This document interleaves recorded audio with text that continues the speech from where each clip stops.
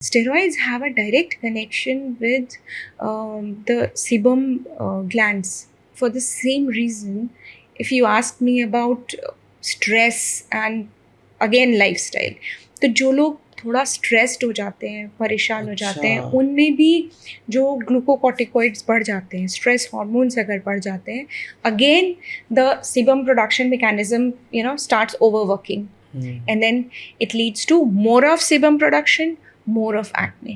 Excessive sebum will lead to acne. इसमें diet का क्या रोल रहता है? क्योंकि आई आस्क दिस बिकॉज जिन लोगों की सेडेंटरी लाइफस्टाइल होती है वो दिन भर लेज की चिप्स खाते हैं लाइक मी, है ना? और फिर जो लोग जिम वगैरह जाते हैं वो दिन में बैलेंस डाइट खाते हैं, protein, carbs, fats, like me again, है ना? तो इसका क्या रोल होता है?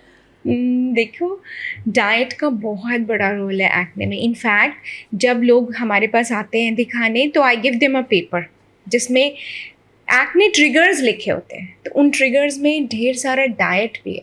अब डाइट में there are specific substances which may increase your sebum production, and secondly it may increase the inflammation on your skin, on the sebaceous glands, again leading to more of acne. Sebum production तो मैं समझ सकता हूँ, अगर आप अपने शरीर के अंदर ऑयल डालोगे तो बाहर भी ऑयल ही आएगा. नहीं, इतना डायरेक्ट नहीं है. इतना डायरेक्ट नहीं है कि आप ऑयल पियोगे तो ऑयल आएगा, बट बहुत सारी चीज़ें ऐसी जो आप खाओगे तो ऑयल प्रोडक्शन बढ़ जाएगा. अच्छा अच्छा. और लोग ऐसा क्या खा रहे हैं जिससे उनका इन्फ्लेमेशन बढ़ रहा है? ये तो बहुत ही वियर्ड चीज़ है. नहीं, see there is a direct correlation between आपके गट में इन्फ्लेमेशन एंड आपकी स्किन में इन्फ्लेमेशन. ओके, तो अगर कोई ऐसा सब्सटेंसेस है, देखो allergy is related to this only. तो उसमें बॉडी में allergic histamines, I mean due to allergy, histamines are related. Histamines are chemical कहना चाहिए सब्सटेंसेस, जूसेस, केमिकल जूसेस जो निकलते हैं जब आपका एलर्जी लेवल बढ़ जाता है. अच्छा. तो वो सब चीज़ें वापस स्किन को परेशान करती हैं. ढेर सारा वहाँ पे अलग टाइप के सेल्स आ जाएंगे, वहाँ का ब्लड सप्लाई बढ़ जाएगा, अगेन इतना सारा वहाँ पे टेंस एनवायरनमेंट क्रिएट हो जाएगा. जहाँ भी टेंस एनवायरनमेंट क्रिएट होगा तो मान लो on the skin itself, yes, like elasticity कम हो जाएगी. नहीं, फिर tense environment? इलास्टिसिटी इज उसका Totally स्ट्रक्चर, different. हार्डवेयर है इलास्टिसिटी. हाँ जी. ओके, टेंस एनवायरनमेंट मतलब वहाँ पे सॉफ्टवेयर आपने टेंस कर दिया, वहाँ पे ब्लड सर्कुलेशन बढ़ गया, हिस्टामीन्स, साइटोकाइंस, इस टाइप की सब्सटेंसेस बढ़ गए जो स्किन को फाइट के लिए रेडी करते हैं कि भाई हमको ना दिक्कत आने वाली है, चलो let us get ready for our with our अस्त्र एंड शस्त्र, preparing for a war.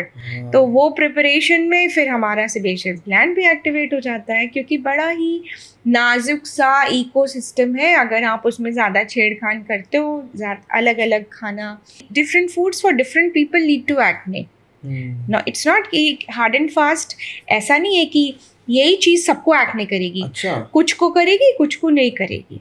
Again why? Because सबकी सेबेशियस ग्लैंड उतनी सेंसिटिव नहीं होती, सबकी नहीं होती, नहीं तो सभी को एक्ने हो रहे होते हैं ना. तो इज देयर अ थ्रेशोल्ड कि लाइक अगर आपकी सेबेशियस ग्लैंड लेवल 1 की है तो आप ये सब खा सकते हो? नहीं, थ्रेशोल्ड नहीं है. अच्छा. ऑल और नन फिनोमेना है.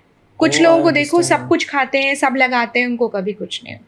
अच्छा ना, क्योंकि there are some people जो कुछ भी खाएं उनकी हाँ, छोटी छोटी चीज़ों से उनको एक्ने पॉप अप कर जाता है. I read in my research कि like 20 to 25% of the population does not face acne, and there are certain races in the human species like the Korean people, उनके acne होता ही नहीं है. हाँ, because of the same reason थोड़ा genetic predisposition भी होता है towards sebaceous glands, towards the activity of sebaceous glands.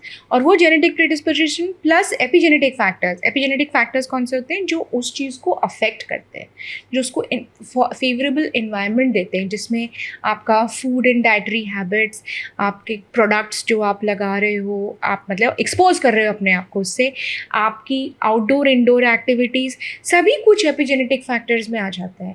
Genetic plus epigenetic can lead to the way you look, the whether you have activated sebaceous glands, whether you have activated acne or not. अच्छा, तो अब जिन लोगों ने for example मेरे को McCain बहुत पसंद है तो मैं फ्रेंच फ्राइज तो खाऊंगा ही, तो अब मैं क्या कर सकता हूँ कि मेरे को सेबेशियस ग्लैंड से भी प्रॉब्लम ना हो पर मैं खा भी लूँ उसे? एयर फ्राई कर लो। हाँ एयर फ्राई कर सकते हैं अब वैसे। मकेन जैसी चीज़ें जो बाहर से पैकेज्ड फूड है, सबसे पहले तो डॉक्टर से ये पूछना बेकार है, गुनाह है, नहीं तो मैं तो थप्पड़ ही दूंगी कि भाई मत खाओ ये सब packaged food, pre made packaged food, घर पे बना लो फ्राइज। घर पे बनाओ।